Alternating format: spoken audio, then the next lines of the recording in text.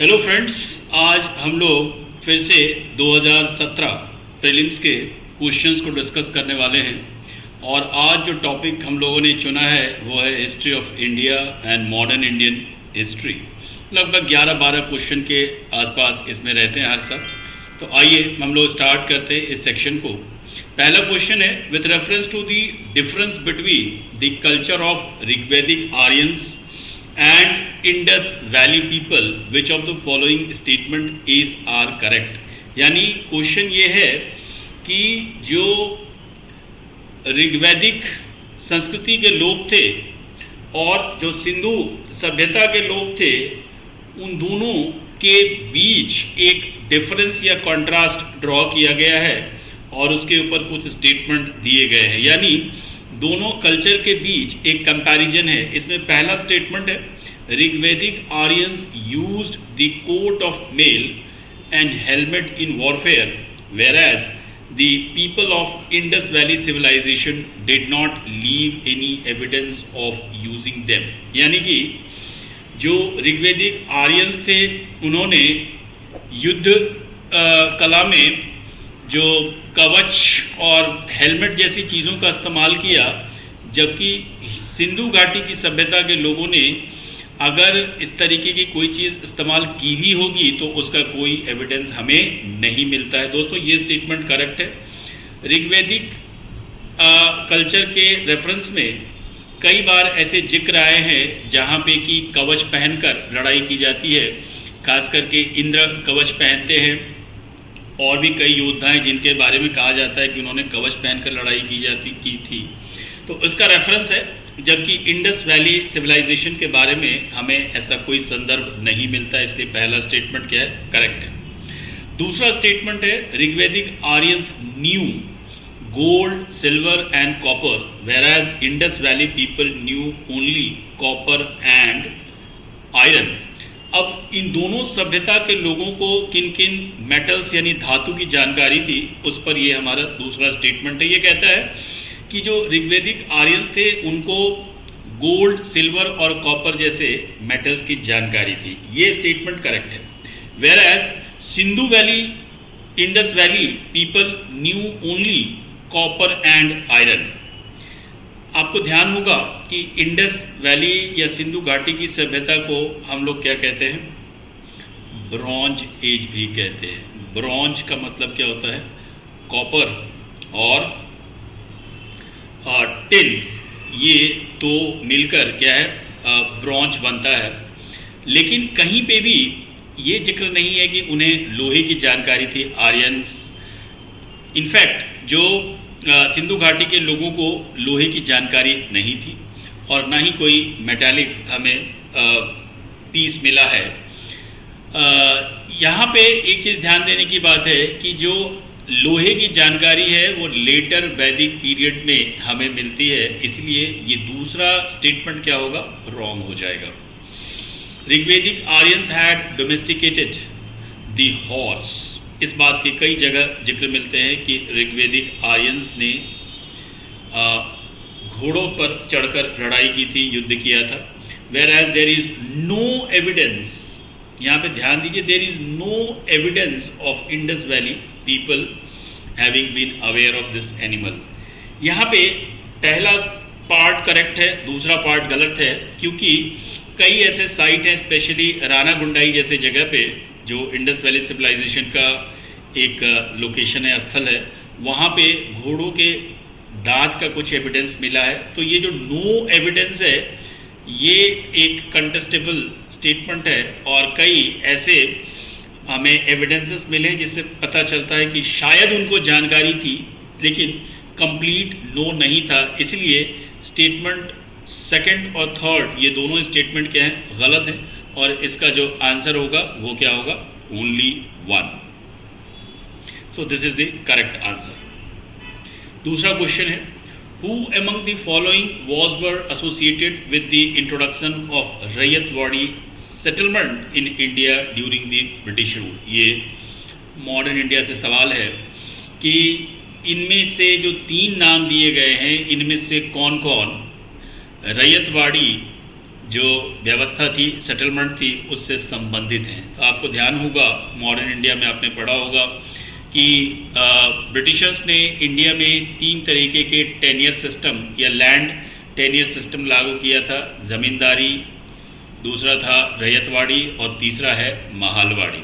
ठीक है, इसमें जो रैयतवाड़ी सेटलमेंट है उसमें नाम आता है अलेक्जेंडर रीड और थॉमस मुनरो। पहले अलेक्जेंडर रीड ने इसको साउथ इंडिया के किसी पोर्शन में लागू किया था। फिर 1820 में जब थॉमस मुनरो वहाँ के गवर्नर बनेंगे तो उन्होंने क्या है, मद्रास के क्षेत्र में इसको पूरी तरीके से लागू किया था, जिसका नाम है ryotwari settlement.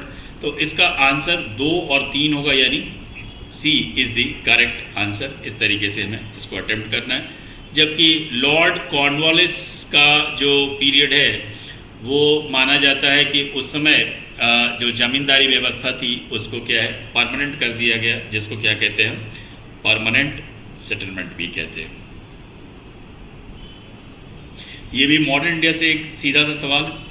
The trade dispute act of 1929, 1929 में जो ट्रेड डिस्प्यूट कानून आया था उसका प्रोविजन क्या था?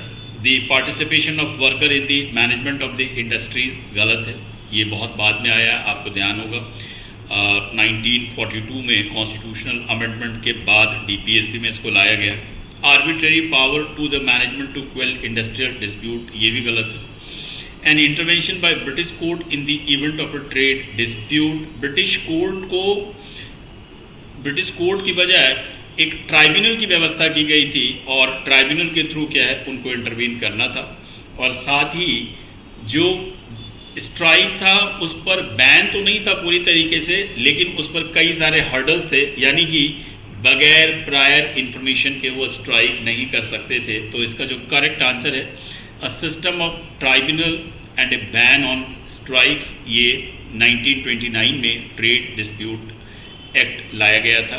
भारत में देखेंगे कि 1925 ऑनवर्ड्स जो लेफ्ट और सोशलिस्ट मूवमेंट है वो काफ़ी तेज हो जाता है और काफ़ी सारे लेबर मूवमेंट चलने लगते हैं, और इसीलिए 1929 में गवर्नमेंट ने क्या है, उससे निपटने के लिए ये कानून बनाया था ब्रिटिश गवर्नमेंट ने। Again consider the following statement: the Factories Act 1881 was passed with a view to fix the wages of industrial workers and to allow the workers to form trade unions। ये statement कुछ ज़्यादा ही radical लगता है। Trade union बनाने की इजाज़त पूरे British दौर में कहीं पे भी नहीं दी गई है। तो यहाँ पे जो 1881 फैक्ट्रीज एक्ट है उसमें जो वर्किंग कंडीशन थी उसको इम्प्रूव करने की कोशिश की गई है, जहाँ पे कि बीच में लंच का टाइम देना था, जो एक सर्टेन उम्र से कम उम्र के बच्चे थे उनको हैजार्डस इंडस्ट्रीज़ में काम पे नहीं लगाना था। लेकिन यहाँ पे कहीं पे भी वेजेस को फिक्स नहीं किया गया था, बल्कि जो वर्किंग कंडीशन थी उसको इम्प्रूव करने की बात कही गई थी, और ट्रेड यूनियन फॉर्म करने की ज़रूरत तो बिल्कुल भी नहीं दी गई थी। ये स्टेटमेंट गलत हो जाएगा। ठीक है, अगर आपको ध्यान होगा तो लॉर्ड रिपन के समय ये कानून लाया गया था, फैक्ट्रीज एक्ट 1881। दूसरा स्टेटमेंट है NM Lokhande was a pioneer in organising labour movement in British India. ये करेक्ट है, दिस स्टेटमेंट इज करेक्ट। तो आंसर होगा टू ओनली, यानी B is the correct answer. Again ये भी लगभग स्ट्रेट फॉरवर्ड क्वेश्चन है। The object of Butler committee of 1927 was to, 1927 में बटलर कमेटी को अपॉइंट किया गया था, जिसका उद्देश्य था improve the relationship between the government of India and Indian states. Indian states का मतलब क्या है? Princely states. ठीक है, 1927 में बटलर कमेटी भी है और फिर साइमन कमीशन भी बनाया गया था। तो बटलर कमेटी को बेसिकली क्या था, इंडियन स्टेट्स यानी प्रिंसली स्टेट्स और गवर्नमेंट ऑफ इंडिया के बीच यानी ब्रिटिश इंडिया के बीच, इनके बीच बेहतर संबंधों को स्थापित करने के लिए क्या था, स्टडी करना था। ठीक है, तो ये इसका आंसर आपने देख लिया। देन ये भी मॉडर्न इंडिया का सवाल है। Consider the following pairs. Radhakant Deb Bengal से आते हैं, first president of the British Indian association, ये एक करेक्ट स्टेटमेंट है। Radhakant Deb British Indian association के पहले प्रेसिडेंट थे। Gazulu Lakshmi Narasu Chetty, founder of the Madras Mahajana Sabha, ये स्टेटमेंट गलत है। मद्रास महाजन सभा 1884 में इस्टेब्लिश हुई थी और इसके 3 फाउंडर के नाम आते हैं, जी सुब्रमण्यम अय्यर, एम वीरा राघवाचारी और बी आनंद चालू। ये 3 लोगों का नाम मद्रास महाजन सभा के फाउंडेशन से जुड़ा हुआ। ये इसलिए सेकंड स्टेटमेंट क्या है, गलत है, पहला करेक्ट है। तीसरा है Surendranath Banerjee, founder of Indian association, ये करेक्ट है। 1876 में सुरेंद्रनाथ बैनर्जी ने इंडियन एसोसिएशन स्टैब्लिश किया था, इसलिए इसका आंसर होगा 1 एंड 3, यानी कि option B is the correct answer. Then एक और क्वेश्चन है, which of the following was a very important sea port in the Kakatiya kingdom. Early medieval period में वारंगल और काकतीय किंगडम क्या था, फेमस था, है ना, जो कि आज के आंध्रा का हिस्सा है लगभग। यहाँ पे जो इसका आंसर होगा वो है मोटूपल्ली। अगर ये क्या स्ट्रेट फॉरवर्ड क्वेश्चंस होते हैं, अगर आपको पता है तो आप उसको अटेम्प्ट करिए, अगर आपको नहीं पता है तो इसमें ज़्यादा गैस करने की गुंजाइश नहीं होती है, और चूंकि नेगेटिव मार्किंग होते हैं इसलिए आपको सावधान रहना चाहिए। ये अगेन कल्चर और एंशियंट इंडियन हिस्ट्री का हिस्सा है। With reference to the religious history of India consider the following statement. Sautrantika and Sammitiya were the sects of Jainism. ये जैनिज्म के सेक्ट नहीं है, ये बुद्धिज्म के सेक्ट हैं, सौतांत्रिक एंड समितिया। तो पहला स्टेटमेंट क्या है, गलत हो गया। दूसरा है सर्वस्तिवादीन held that the constituents of phenomena were not wholly momentary but existed forever in latent form। अब इस स्टेटमेंट को अगर आप एनालाइज करेंगे तो शायद आपको इसका इतने डेप्थ में आपने इतिहास को नहीं पढ़ा होगा या फिलोसॉफिकली इतने आपने क्या है नहीं समझा होगा। सबसे पहले तो जो बुद्धिज्म की फिलॉसफी है वो क्या कहता है, truth is momentary, truth is momentary, यानी जो सत्य है वो क्षण क्षण बदलता रहता है, यत् सत तत् क्षणिकम। वैसे में यहां पे सर्वस्तिवादीन क्या कहता है, सर्व,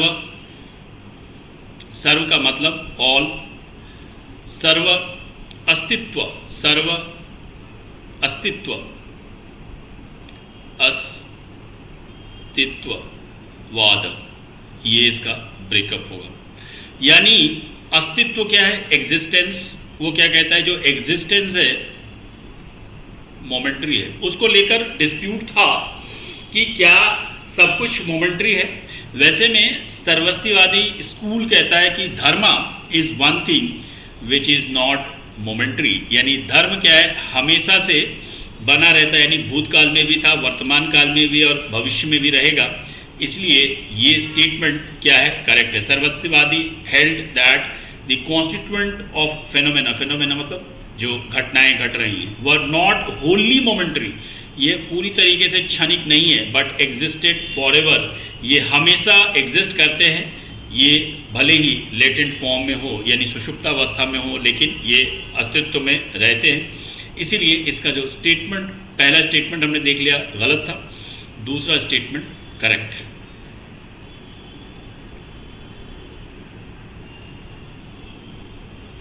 In the context of Indian history, the principle of diarchy, dyarchy को हम लोग डुअल रूल भी कहते हैं, जो कि गवर्नमेंट ऑफ इंडिया एक्ट 1919 में आया था। ठीक है, डायरकी का मतलब क्या है? डुअल रूल या दोहरा शासन। इस पर अक्सर सवाल आते हैं। तो डायरकी के संदर्भ में ये स्टेटमेंट दिए गए और हमें बताना है कि कौन सा सही है। Division of central legislature into 2 houses, ऐसा हुआ था, बट ये डायरकी को डिफाइन नहीं करता है। गवर्नमेंट ऑफ इंडिया एक्ट 1919 का एक प्रोविजन था जहाँ पे कि सेंट्रल लेजिस्लेचर को 2 हाउस में बाइकैमरल हाउस बनाया गया था, बट यहाँ पे डायरकी डिफाइन नहीं हो रही है, इसलिए ये वाला हमारा आंसर नहीं है। Introduction of double government, that is central and state government, ये भी नहीं है। Having 2 sets of rules, one in London and another in Delhi, ये भी स्टेटमेंट सही नहीं है। जो 4th स्टेटमेंट एक ही बचता है, division of the subjects delegated to the provinces into 2 categories. अब यहाँ पे जो राज्य हैं, प्रोविंसेस हैं, यानी ब्रिटिश प्रोविंसेस हैं, वहाँ पे जो एडमिनिस्ट्रेशन के सब्जेक्ट हैं, इसको 2 कैटेगरी में डिफाइन किया गया है। एक को कहा गया डेलीगेटेड और दूसरा सब्जेक्ट था रिजर्व्ड। जो रिजर्व सब्जेक्ट था उसमें जो प्रोविंस के गवर्नर होंगे वो अपनी एग्जीक्यूटिव काउंसिल के साथ क्या करेंगे, उसको गवर्न करेंगे, जबकि यहाँ पे डेलीगेटेड पावर में गवर्नर जो शासन करेंगे वो इलेक्टेड मेंबर्स के साथ शासन करेंगे। तो डेलीगेटेड में जो सब्जेक्ट दिए गए थे वो एजुकेशन था, एग्रीकल्चर था, इस तरीके के सब्जेक्ट थे। तो वैसी स्थिति में जो डायरकी का डेफिनीशन है वो हमें ये बताता है कि जो subject of administration at provincial level थे वो 2 हिस्सों में बटे हुए थे। एक जो रिजर्व, जिसमें गवर्नर जनरल का फुल कंट्रोल था, दूसरा डेलीगेटेड, ठीक है, जिसमें कि गवर्नर जनरल इलेक्टेड मेंबर्स के साथ शासन करते हैं। ये बड़ा इंपॉर्टेंट क्वेश्चन है। The painting of Bodhisattva Padampani is one of the most famous and often illustrated paintings at, ये बहुत स्ट्रेट फॉरवर्ड क्वेश्चन है दोस्तों। ये अजंता में आपने देखा होगा, अजंता की जो पेंटिंग्स है उसमें पद्म पानी क्या है, एक बोधिसत्व है ना। और पद्म पानी इसलिए इनका रखा गया है कि पद्म का मतलब होता है कमल, लोटस, इनके हाथ में लोटस है। पानी का मतलब होता है हैंड, इनके हाथ में एक लोटस है, इसलिए इनको पद्म पानी कहा गया है। और ये पेंटिंग एक तरीके से आप मान लीजिए कि अजंता पेंटिंग में जो सबसे ज़्यादा रिप्रेजेंटेटिव पेंटिंग है अजंता पेंटिंग की, वो क्या है, पद्म पानी की। तो इसको जरूर से आप ध्यान रखिए।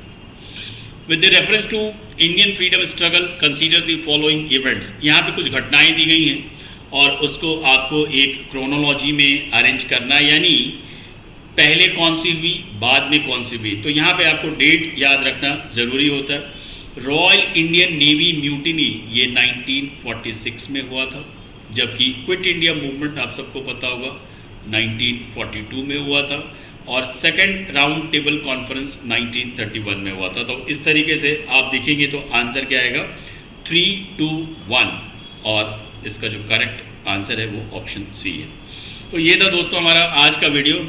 आप इसको लाइक करिए, शेयर करिए और चैनल को सब्सक्राइब करिए। हम कल फिर से एक नए क्वेश्चंस के साथ क्या है आपसे मिलते हैं।